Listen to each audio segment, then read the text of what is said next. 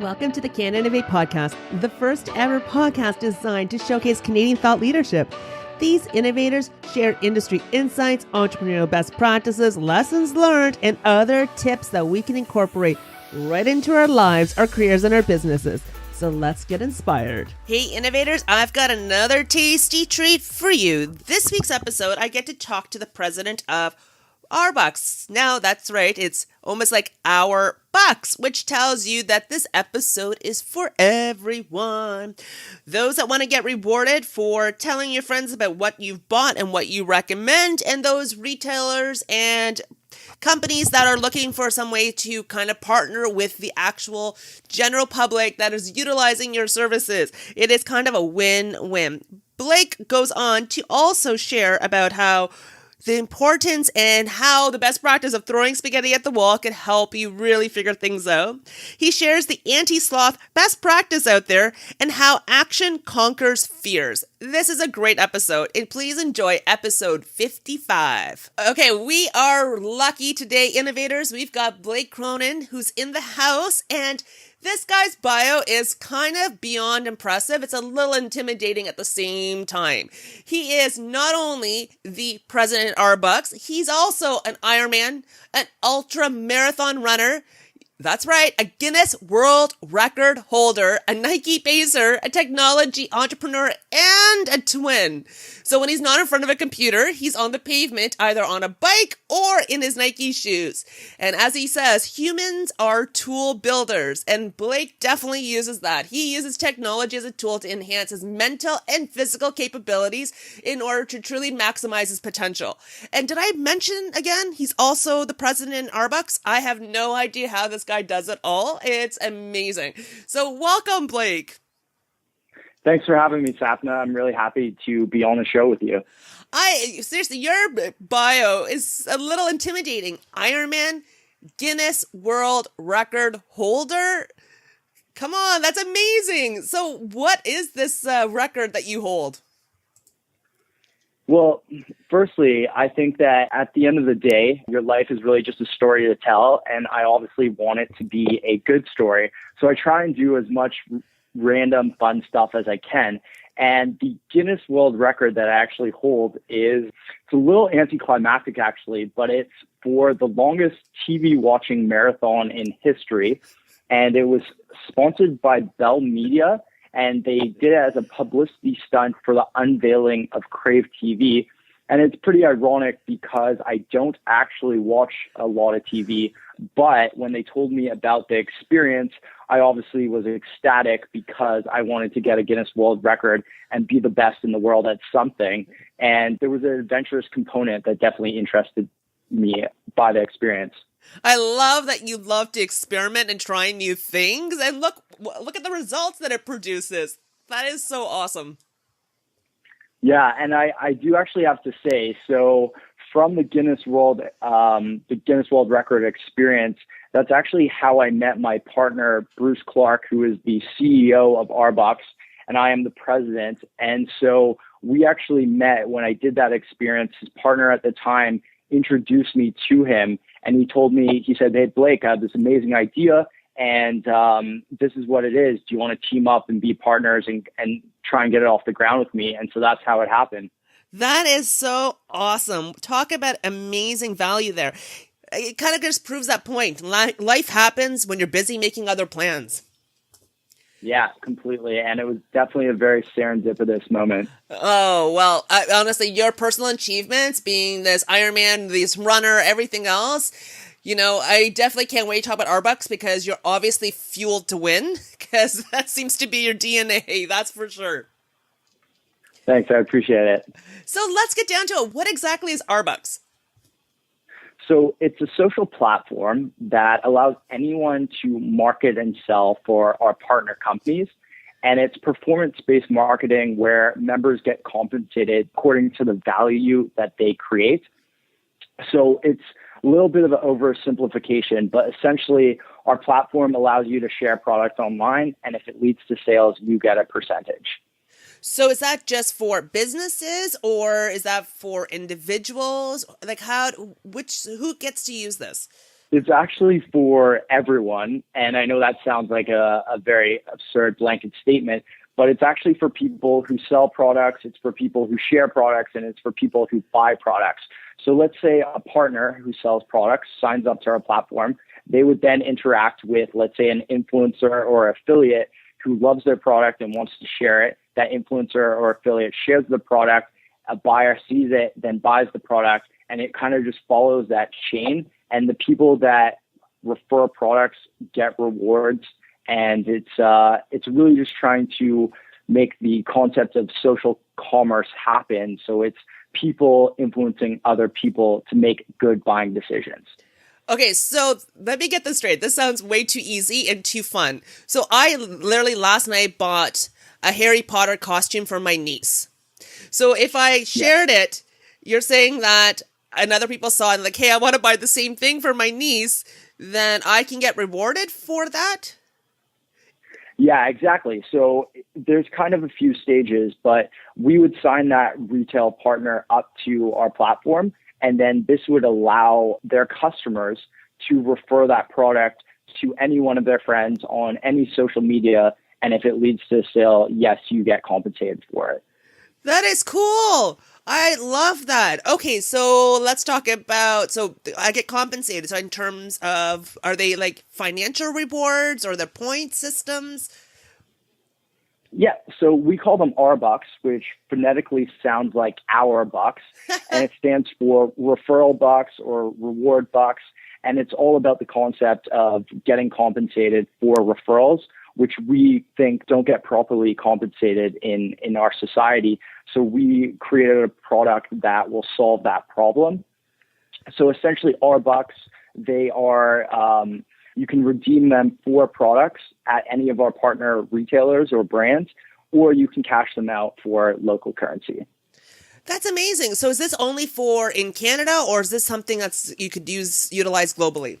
We are utilizing it globally. Right now, we're in 38 different countries. We're in 27 of 50 states, and we're in 6 out of 13 provinces. And essentially what that means, because I know that sounds pretty lofty, but anyone around the world who has an e-commerce platform, so e-commerce platforms are things like Shopify, WooCommerce, BigCommerce, there's a handful of other ones, but anyone who has that platform can sign up for rBux. And then that's how we're able to extend our reach on a global scale. That is so cool. So how did this whole idea come about? Like you guys just got inspired when you were at the, this whole TV watching marathon that you were at, and you guys were just talking and sharing stories about how it just doesn't work? Yeah, so essentially Bruce Clark is the CEO and he's the visionary. So he came up with the idea around 15 years ago. He's been in retail his whole life. He's a very successful retailer, and essentially he noticed it as a problem that people made referrals but seldom got compensated, and that's a huge problem because word of mouth sales are a great low cost way to market products and lead to sales. And so he thought if he could create a system that incentivized word of mouth sales more, then this would be a huge benefit for not only himself as a retail store owner, but for others. And something that's really interesting. So I met up with him. He pitched me on the idea. I had no involvement in the creation of it. I helped with the execution, which is arguably just as important. But essentially, he introduced me to a book by Don Tapscott, and it was called The Digital Economy. And basically, it talks about the power of collaboration in the future, given the fact that the web connects everyone together. And it gives a really interesting example of a company called Gold Corp. So after years of exploration, they'd been looking for gold on their property, and they couldn't find it, or they couldn't establish the real value of the gold on their land. And so the CEO, McEwen, had an idea based on open source programming, and he decided that he was going to basically give out all the data, all the geology that he had to the world, and they created the Gold Corp Challenge. And submissions came flooding in from around the world, and the results yield yielded substantial amounts of gold. In fact, I think it was 8 million ounces of gold were found as a result. And what this example shows is that when you open source processes, when you enable collaboration on a mass scale, you're able to harness the power of collective genius. And it's a numbers game. There's more talent outside your organization than within it. So by creating tools that allow for collaboration, companies can effectively harness outside potential and talent and power. And that leads to essentially having a digital sales force, not just the sales force within your company. That's really cool. That is really, really cool. And plus, the other upside of it is like it's connecting people, and you'll be able to see the trends of what's actually really resonating with people and what people are gravitating towards depending on their demographics too. Yeah, of course. And it's people who create the value share the benefits of the value they create as well. So it's a very kind of democratic system, if you will. Oh, that is so incredibly cool. So what excites you most about this industry? Right now, we're e-commerce focused and a lot of products selling online, but we're hoping to get into services and in-store and expand to bigger ticket items such as automobiles and even real estate. But let's start with where we are now with e-commerce and products. That is just an unbelievably exciting industry to be in because so many products are being produced at such a frequent pace. So you think of products like the iCamper. It's a tent that goes on top of the roof of a car, or the Rock Box. It's a portable pizza oven, or even the Amazon Echo that is compatible with smart light bulbs. All these products are so fascinating and so intriguing. And I don't even consider myself an overly materialistic person, but just being in this space and being exposed to all these cool inventions is just really exciting. Oh, that is so cool. I know. I just plugged in my Google Home the other day, and honestly, I'm like, oh, how did I live without it to begin with? I love it too. It's crazy. It's crazy. So this has been really an exciting journey for you. So I'm guessing there's been some interesting lessons learned and maybe you'll share one with us. I think a really interesting thing that we learned, and it took us a while to come up with it, but it's the importance of finding out what works for you. So there's this line that I say often, and it's fire bullets, then cannonballs. And it's essentially finding out what works, trying a little bit of everything, but finding out what works and then doubling down and putting more effort behind the thing that really works. And I think that we got caught into the trap of other people were using social media or other people were using blogs. And so we thought we had to do that to excel, to grow our user base, to do all that stuff. And then we kind of realized that no, social media wasn't working as well as we thought, or blogs weren't working as well as we thought. And we found out what did. And then it took us a long time to really be like, okay, let's get behind this and really start growing it. So I'll give you a quick example. So we basically have to go out and convince retailers or brands to sign up for our platform. And we started doing that with cold calling. And that worked. It definitely gave us moderate success, but it's very inefficient. It took a lot of time to do. And what we started realizing is that the most amount of signups came from our listing in the Shopify marketplace. And they were completely organic signups that people are coming across our technology, understanding our value proposition and being like, oh, well, like I want this, I'll benefit from it. And so what we realized is we really had to optimize that page. We had to get more 5-star reviews because those things matter. And then maybe we'd run Google AdWords to drive people to that Shopify page. And what that allowed us to do is not fall into the trap of, oh, we need to cold call because that's what other companies do. But instead, we found out what worked for us. And then we reallocated the cold calling hours to customer success hours. And we started turning these new signups into loyal partners. And once we established what worked for us, we really started seeing results.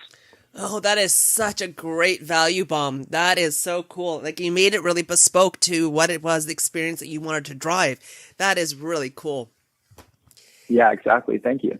You know, you're such a fascinating person. I mean, I bet my morning looked nothing like your morning, being that you're such a marathon runner, Ironman, entrepreneur, everything. So do you have any kind of favorite quotes or business philosophies out there? For sure. It totally relates to how I favor endurance sports and how I like to keep going, essentially. And it's a quote by Ben Franklin, which is, "Sloth rusts more than labor wears."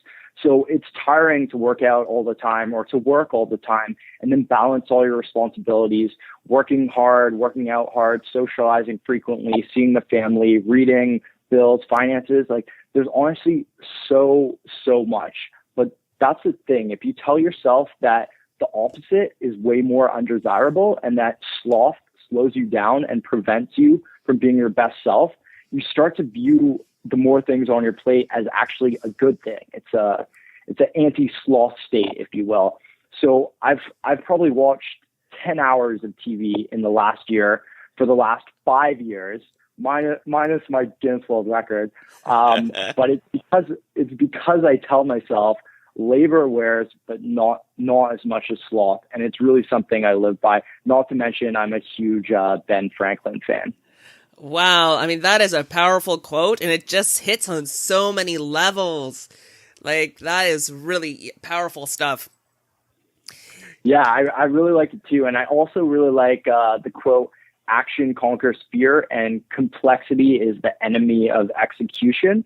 And I think they actually pair really well together. So I like to break things down to their simplest form. Then I like to start knocking them down, and then life becomes simpler, fear goes away, and then I get fulfillment out of my labor and my hard work. Oh, I feel like that should be on a coffee mug somewhere. I appreciate that. I totally do. That's something like every morning, action conquers fear, and, just get you moving in the morning. It's like it'll be your morning mojo almost. Yeah, for sure. And it really is a great one, because I think that the amount of stuff on our plate, it leads to anxiety and it leads to fear. And the thing is, if you recognize that the moment you start just doing stuff and you start acting, that's when you get out of this state of anxiety or fear, and it leads to so much fulfillment and like a better state of mind, not to mention you're accomplishing the tasks that you need to do. So I really do live by that one as well. Well, you're such an accomplished individual. I mean, do you have a popular productivity tool that you use?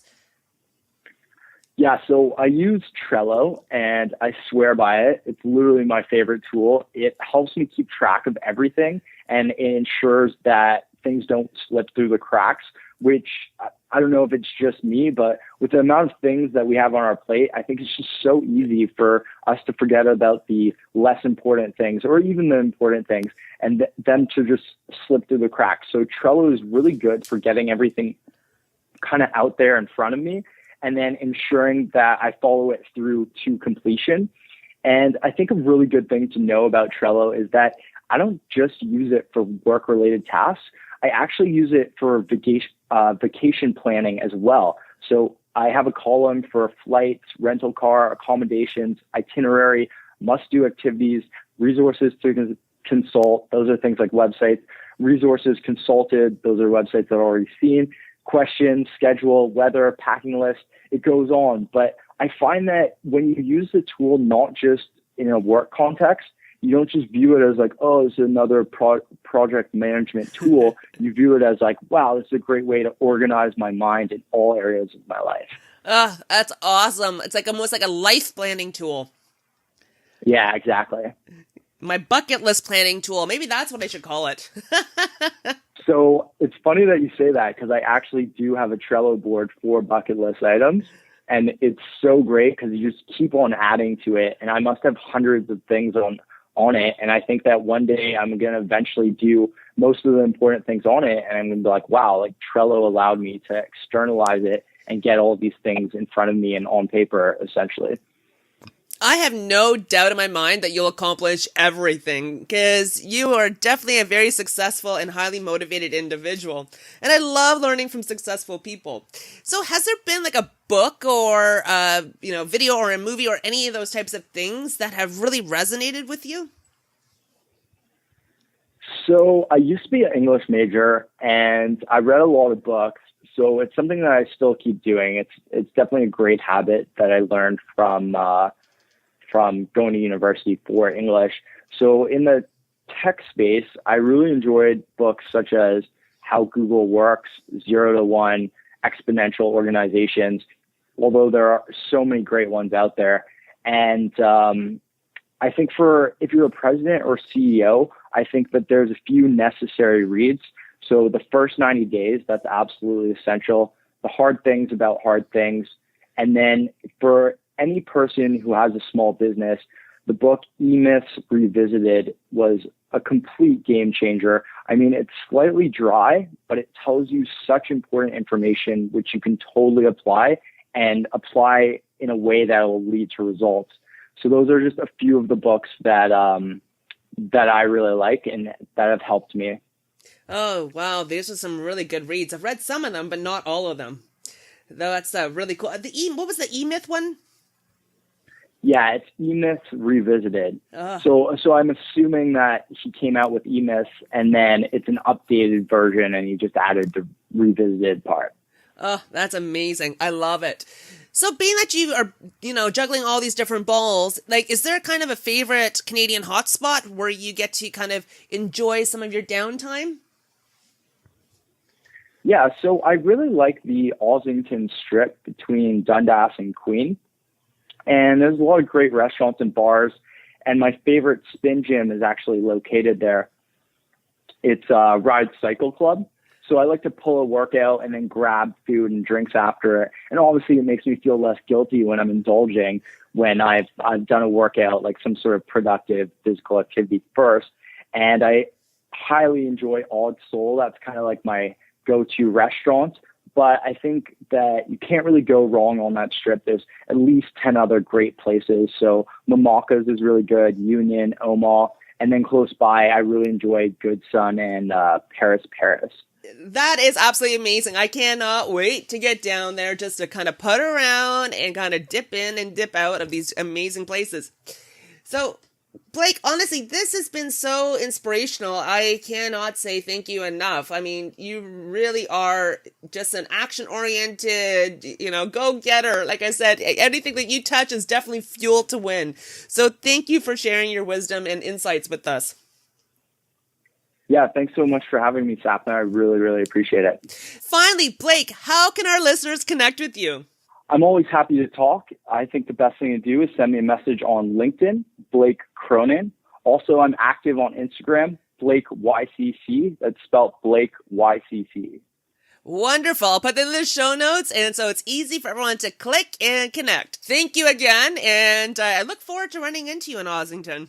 Yeah, for sure. Me too. Thanks for tuning in this week. I hope you enjoyed this episode as much as I did.